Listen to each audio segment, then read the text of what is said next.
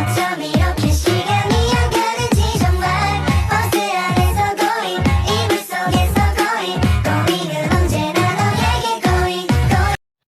Assalamualaikum warahmatullahi wabarakatuh. Perkenalkan, nama saya Deta Septiana dari kelas manajemen 22B. Di sini saya akan menjelaskan materi tentang startup. Startup tumbuh dari nol hingga menjadi perusahaan yang bernilai sangat tinggi dengan mengikuti grafik stick hoki sebagaimana ditunjukkan pada gambar berikut. Secara global, Indonesia menjadi negara dengan jumlah startup tertinggi kelima setelah Amerika Serikat, India, Inggris, dan Kanada. Di Asia, Indonesia menempati posisi kedua setelah India. Secara kuantitas, Indonesia mampu bersaing secara global, namun secara kualitas, startup mengalami beberapa masalah pada modal, sumber daya manusia, fasilitas, regulasi dan undang-undang, serta market. Bidang usaha itu sendiri yaitu seperti 532 startup di bidang lainnya, yaitu kreatif sosial dengan persentase 53,63%, dengan bidang 352 startup di bidang e-commerce, persentase 35,48%, serta 55 startup di bidang game dan 53 startup di bidang finance dengan 5,54% dan 5,34%. Contoh startup yang ada di Indonesia seperti Kopi Kenangan, Gojek, Tokopedia, Ajaib, JNT Express, dan Ruang Guru. Kenali perbedaan startup, unicorn, decacorn, dan heptacorn. Startup adalah perusahaan yang baru saja didirikan dan berada dalam fase pengembangan setelah penelitian. Untuk menemukan pasar yang tepat dalam startup, dikenali istilah unicorn, decacorn, dan heptacorn. Apa perbedaannya? Yang pertama, unicorn adalah tingkat rendah dengan nilai validasi minimal 14,1 triliun, decacorn dengan tingkat sedang dengan nilai validasi 140 triliun, dan heptacorn dengan tingkatan tinggi yaitu dengan nilai validasi sekitar 1.400 triliun. Valuasi adalah nilai ekonomi dari sebuah bisnis. Angka valuasi biasanya dijadikan acuan untuk mengukur seberapa besar potensi bisnis sebuah perusahaan. Misalnya, ada perusahaan yang punya valuasi 1 triliun rupiah. Siapapun yang ingin mengakuisisi perusahaan tersebut secara penuh, ia harus mempersiapkan uang minimal 1 triliun rupiah pula. Sumber pendapatan startup yang pertama, dana dari investor, yaitu dana ini yang digunakan untuk membuat iklan dan berbagai hal untuk menjaring konsumen startup dengan baik. Yang kedua, bootstrapping, yaitu bootstrap ini adalah suatu cara membangun sebuah startup dengan dana sendiri alias mandiri tanpa investor. Yang ketiga, penjualan produk atau jasa. Ada yang melakukan penjualan dengan model affiliate, keagenan, reseller, dan dropship. Yang keempat, penawaran fitur premium kepada pelanggan seperti yang ada pada e-commerce di mana konsumen harus membayarnya. Dan yang terakhir, yang kelima adalah iklan. Startup bisa menawarkan kepada seller untuk mengiklankan produknya di halaman depan e-commerce.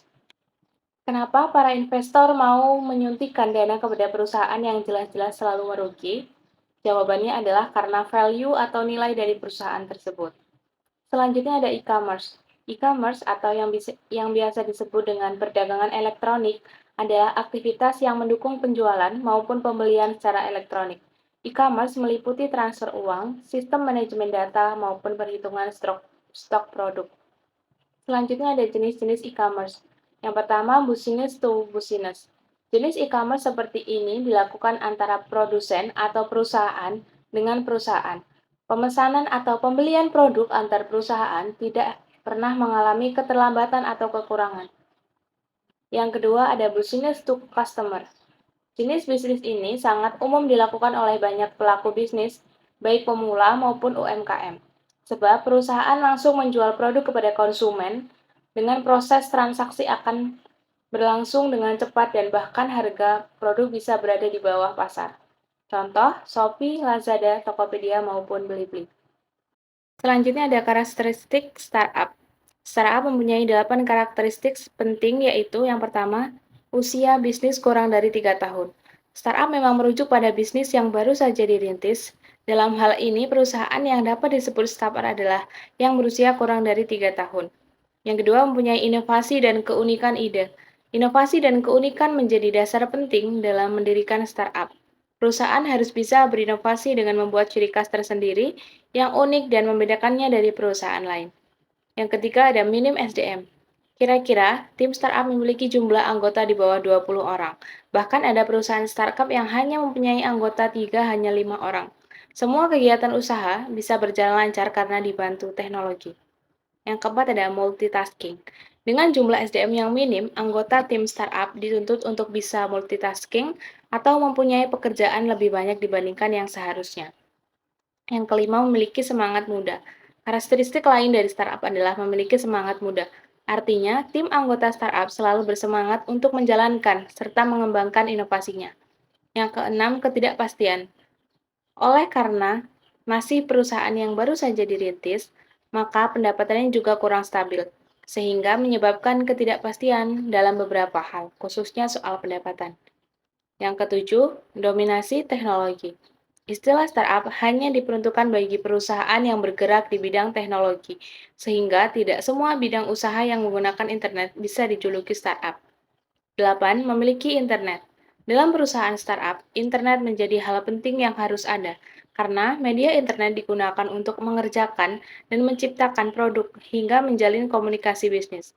Selain itu, situs web juga menjadi hal penting dalam startup.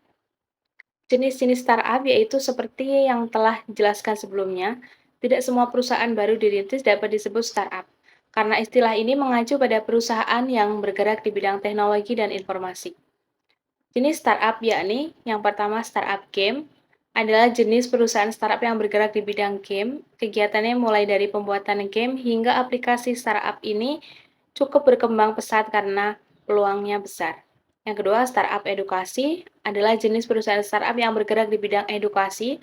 Kegiatannya berkaitan dengan pembelajaran atau edukasi, misalnya aplikasi perpustakaan, forum belajar, dan sejenisnya.